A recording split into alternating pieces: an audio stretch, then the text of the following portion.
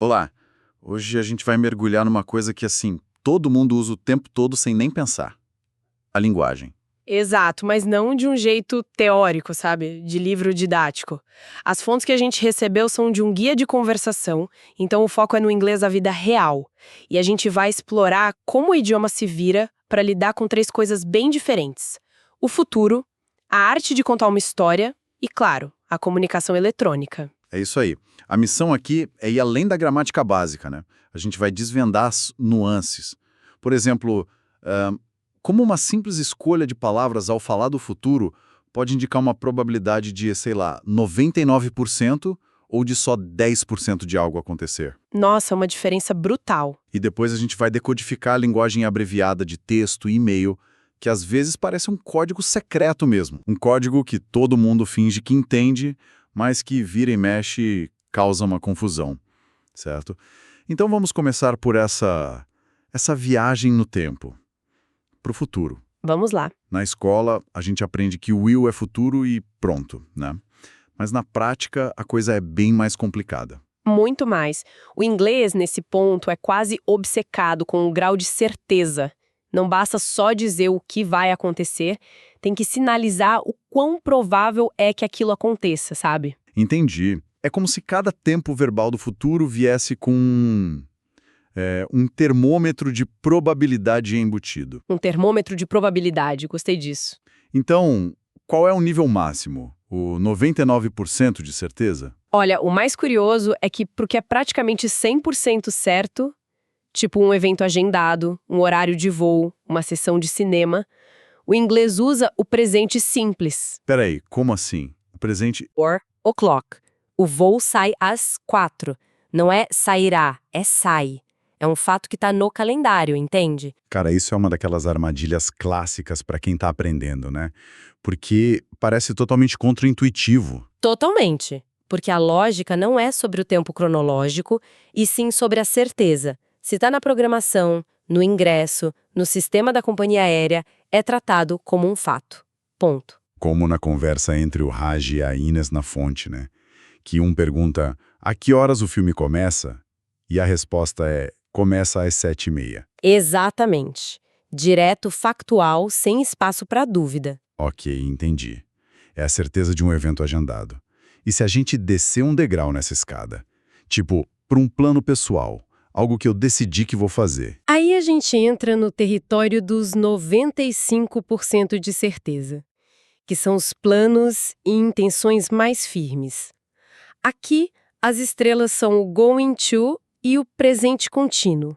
Ah, o famoso going to. Exato. I'm going to the beach tomorrow. Ou I'm meeting my friends tonight. A diferença é bem sutil, na verdade. Going to expressa mais a intenção, o plano que foi feito, já o presente contínuo para o futuro soa ainda mais concreto, como se já estivesse na sua agenda. E na fala do dia a dia, esse going to vira gonna, certo? I'm gonna pack my bag, como no exemplo da fonte. Sempre. Fica mais rápido, mais fluido. E nessa mesma conversa eles jogam umas gírias, tipo hit the sack, que é um jeito bem mais informal de dizer ir pra cama. Claro, a linguagem se adapta. Ninguém fala I am going to bed com os amigos o tempo todo. Mas, voltando à certeza, o que acontece quando a gente não tem um plano firme, mas só uma possibilidade? Aí a coisa começa a ficar mais nebulosa, imagino.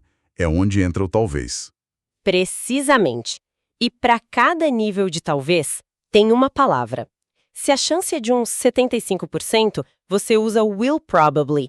She'll probably be late. Você está sinalizando que a probabilidade é alta, mas não é garantido. Entendi. Agora, se a chance é de 50%, aí usamos may ou might. I might come over tomorrow. Ah, o might. É a linguagem oficial de quem não quer se comprometer. Conheço gente que só vive no universo do might. Todo mundo conhece. A conversa entre a Emma e a Kim na fonte é um bom exemplo. Elas estão falando da vida depois da faculdade, um futuro super incerto, então usam probably e might o tempo todo. E o interessante ali não é só a gramática, é a psicologia por trás. Usar might em vez de will probably é uma forma de gerenciar expectativas, sabe? Tanto as suas quanto as dos outros. É um jeito educado de dizer, não conte com isso, mas também não descarte. Faz todo sentido. Mas e o will? O will que a gente aprendeu na escola. Onde ele se encaixa nisso? Você disse que ele pode ser tanto certeza quanto incerteza. Como assim? E essa é a grande dualidade do will. Ele tem dois usos que estão em extremos opostos do nosso termômetro. No topo, com 99% de certeza, o will é usado para fazer uma promessa, ou uma decisão espontânea. Se alguém diz, don't worry, I'll be there, isso é uma promessa, tem um peso enorme. Ok. A promessa eu entendo. Mas e os 10%? O will também é usado para previsões sobre um futuro muito distante ou genérico, sobre as quais a gente não tem controle nenhum. É quase um exercício de futurologia. Na conversa da fonte, um aluno diz, People will be living on Mars. Ah, tá. There won't be any more wars. São quase desejos, sonhos, não tem nenhuma base concreta. Mas então, como a gente sabe a diferença no meio de uma conversa? Se alguém usa will, como eu sei se é uma promessa firme ou só um chute? É puro contexto. É a diferença entre I'll call you tonight e humans will colonize the galaxy. A primeira é pessoal, imediata, específica, é uma promessa. A segunda é impessoal, distante, vaga. É uma previsão. Um falante nativo processa essa diferença na hora. Entendi. Então, a gente viu como o inglês é super preciso para calibrar a incerteza do que ainda vai acontecer. Mas e quando a gente inverte o olhar e fala sobre algo que já aconteceu? Contar uma boa história exige um kit de ferramentas completamente diferente. Completamente. Se falar do futuro é sobre gerenciar probabilidades, falar do passado é sobre gerenciar a experiência de quem está ouvindo. Não é só sobre o que aconteceu, mas sobre como o ouvinte vai sentir aquilo. Exato. Contar uma história não é só listar fatos em ordem. Se fosse, todo o boletim de ocorrência seria um best-seller. Com certeza. E a fonte que a gente tem mostra bem essa diferença. Mostra de forma brilhante. Ela contrasta duas maneiras de narrar. Isso. A primeira é a formal, a cronológica, usando marcadores como first, second, next, then, finally. Essa é a linguagem de uma testemunha, de um relatório. O objetivo é a clareza, a organização. Mas a história do acidente de trânsito, que a fonte traz como exemplo, é o completo oposto disso. É caótica, cheia de emoção. A pessoa não diz, primeiro eu estava dirigindo meu carro. Ela já joga a gente no meio da confusão. E essa é a mudança de perspectiva. A abordagem formal é de quem está de fora olhando. A segunda, a informal, coloca quem ouve dentro da cabeça de quem está contando. E para fazer isso, ela usa ferramentas narrativas muito poderosas. Tipo, Em vez de first, ela usa all of a sudden, de repente. Essa expressão não apenas localiza o evento no tempo, ela recria a sensação de choque, de surpresa. E depois tem the worst thing is, a pior parte é. Isso é genial. Não é só um fato, é um guia emocional. O narrador está dizendo, olha, de tudo isso que aconteceu, é aqui que você deve focar sua atenção. exatamente. E para concluir, em vez de um simples finally, a pessoa usa the upshot was. O resultado foi. É uma forma de dizer, o resumo da ópera é este. Serve para condensar uma série de eventos complicados numa conclusão direta. E no meio disso tudo, a fonte lista uma série de expressões e gírias que pintam um quadro muito mais vivo, né? Coisas como a pain in the neck, para algo ou alguém insuportável, ou a bummer, para uma notícia ruim. São atalhos para transmitir um sentimento complexo de forma rápida. São palavras que carregam emoção. Dizer que seu chefe é a pain in the neck é muito mais evocativo do que dizer que ele é difícil, por exemplo. Claro. E o mesmo vale para os estados emocionais. To be pumped up não é só estar animado, é estar com a adrenalina a 1000. To freak out não é só ficar nervoso, é perder o controle, surtar. E to chill out é mais do que relaxar. É tipo um conselho para abaixar a bola. Lembro de um amigo descrevendo um show, ele disse, I was so pumped up I could barely stand still. É uma imagem muito mais forte do que simplesmente dizer eu estava animado. Essa é a essência do bom storytelling.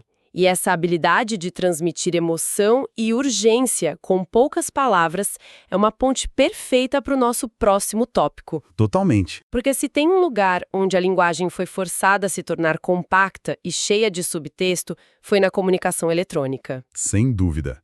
A gente sai do storytelling para entrar no text-telling. É quase um dialeto novo, com regras próprias de gramática, pontuação e principalmente de etiqueta. Um dialeto que nasceu da necessidade de velocidade e economia. O primeiro sinal disso, como a fonte aponta, é a abreviação de palavras, muitas vezes tirando as vogais. Could vira CD, teacher vira teacher. É uma escrita quase fonética, né? Que assume que o leitor vai preencher as lacunas. Exato. E a partir daí, a gente chega no mundo dos acrônimos, que são os verdadeiros blocos de construção dessa linguagem. E a lista é gigantesca, é imensa, mas a gente pode pensar neles como atalhos para duas funções principais: praticidade e emoção. No lado prático, temos os clássicos do mundo corporativo que migraram para a vida pessoal. ASAP, FYI, BTW, as soon as possible, for your information, by the way. Isso. Eles organizam a conversa, mudam de assunto, indicam urgência. E no lado emocional, temos os que tentam compensar a falta de linguagem corporal e tom de voz no texto. O maior exemplo é LOL. Eu confesso, eu sou culpado de usar LOL em e-mails de trabalho, até em mensagens que não têm a menor graça. Mas essa é a evolução dele. LOL raramente significa que a pessoa está gargalhando. Ele virou um modificador de tom, uma muleta emocional. Uma muleta emocional, perfeito. Ele serve para dizer, estou sendo amigável, não leve essa frase a mal. Ele suaviza o texto. O mesmo vale para OMG para expressar a surpresa. E claro, os emoticons como o sorriso ou a tristeza. Faz sentido. É um novo campo minado de etiqueta. A ausência de um LOL ou de um emoji no final de uma frase pode fazer com que uma mensagem totalmente neutra pareça seca ou até agressiva. Exatamente. E essa linguagem continua a evoluir, com combinações de letras e números, como for you para for you, e later para later, e outros que definem relacionamentos, como BFF ou SO, e no final de tudo, para demonstrar afeto, o XOX, que representa beijos e abraços. A fonte dá um exemplo que resume tudo.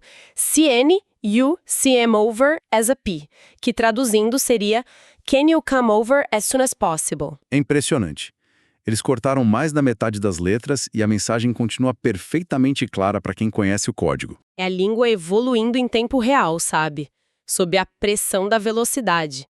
A gramática formal é sacrificada em nome da clareza e da rapidez. Então, o que tudo isso significa no fim das contas?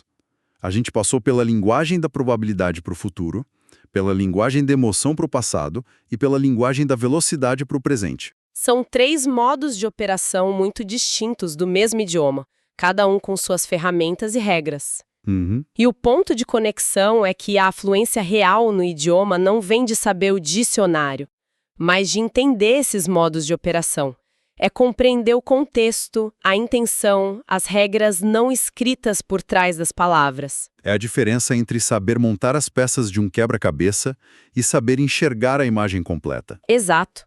Saber que might carrega uma dúvida, que all of a sudden cria um impacto e que ASAP impõe uma urgência, é o que de fato significa dominar a comunicação. Perfeito. E para deixar uma reflexão final, as fontes que a gente viu mencionaram vários acrônimos como MA, RR e AWLOL, todos com origem no jargão militar, mas que hoje são usados em conversas casuais de escritório ou entre amigos. Sim, missing in action, rest and relaxation, absent without leave. Isso. O que pode nos dizer sobre uma cultura quando parte de sua linguagem informal mais comum é emprestada da terminologia de conflito e da estrutura militar?